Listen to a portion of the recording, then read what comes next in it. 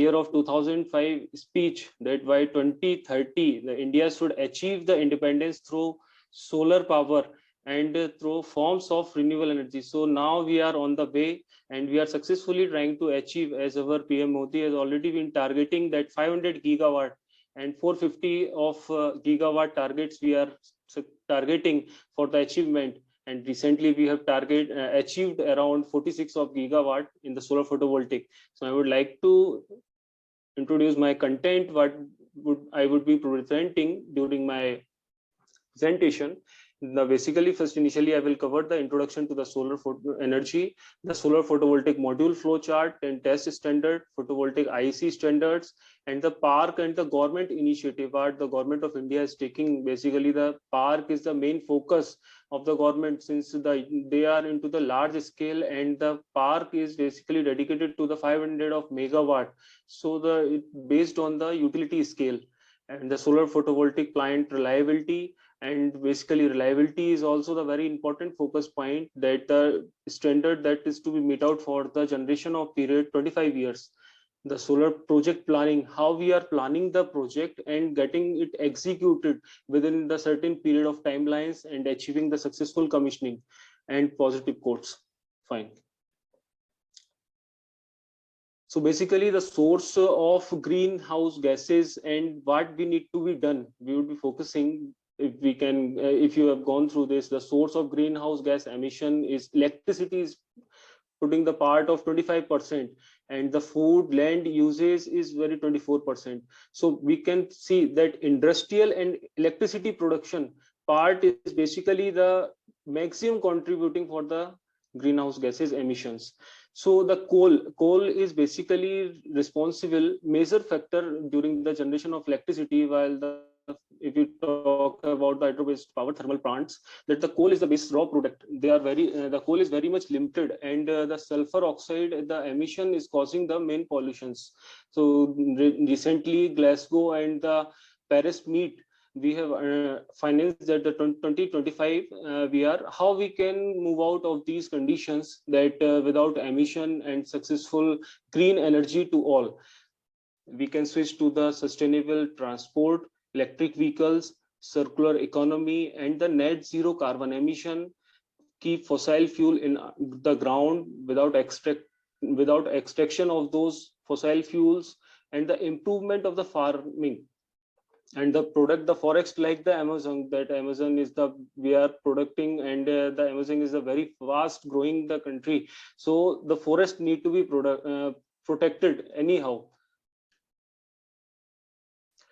See, if we focus on to the global renewable scenario, the additions of the targets, we can see year on year achievement is very huge.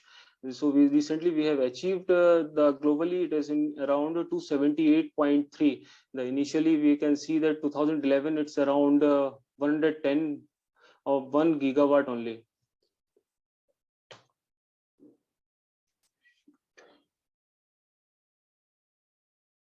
Advantage, why solar and the renewable energy sector is the advantage in India. The India was the ranked in 4th in wind power, 5th in solar power, and 4th in renewable energy power installed capacity as of 2020. The competitive advantage, how we can compare with that Indian scenario, in the October to 2021, India retained its 3rd rank in the renewable energy contribution. The country is targeting about 450 of gigawatt of installed renewable capacity by 2030, and about 280 gigawatt, which is 60% over expected from its solar present scenario. As per the British Business Energy, India ranks 3rd on renewable energy investment plans.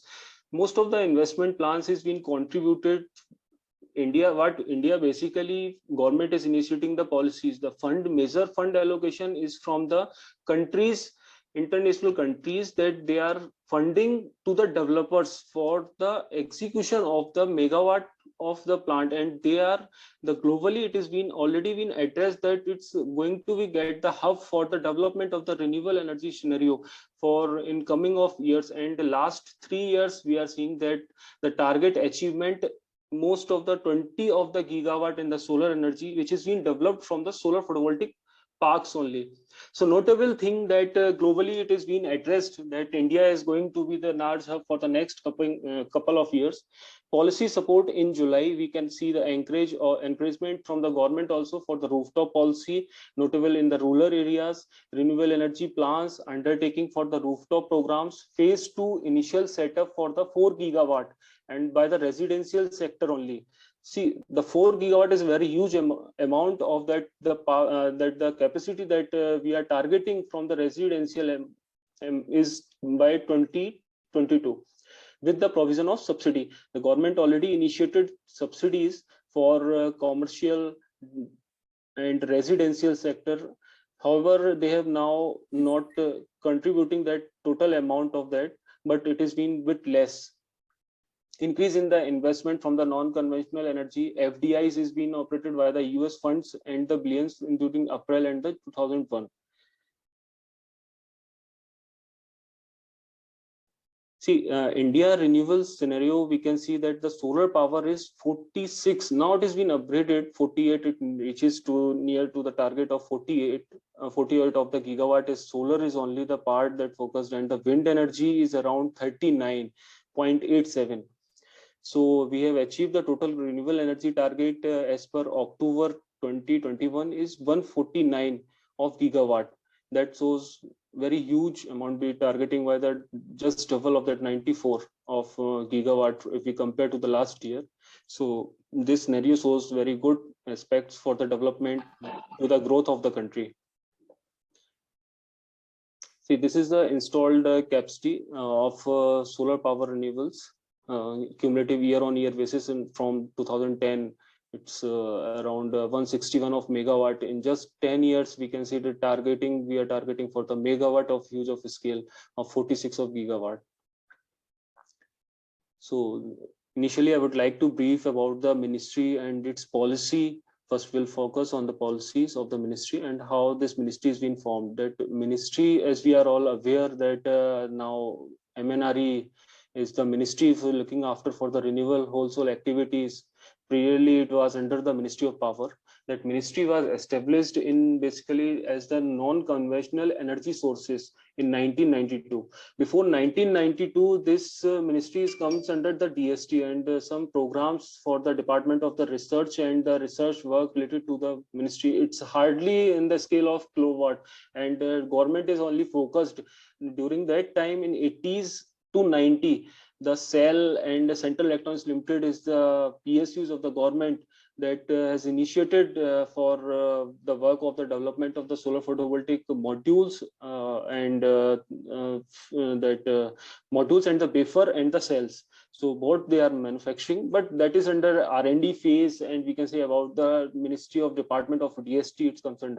But and in 1992 it came into the notice for the requirement to fulfill the our development and the growth and the availability of the coal is very small. So government is totally focused that within next few couple of years we need to be in the stage, and globally also we can see that they are coming into development phase. So ministry was established in non-conventional in the name of Ministry of Non-Conventional Energy Sources in 1992. Further, MNRE is the present name MNRE, Ministry of New and Renewable Energy, is came into the adaptation in October 2006. However, we can see that the arms of the MNRE arms SECI, Solar Energy Corporation of India Limited, which is basically looking after all the bids and the megawatt scale of buying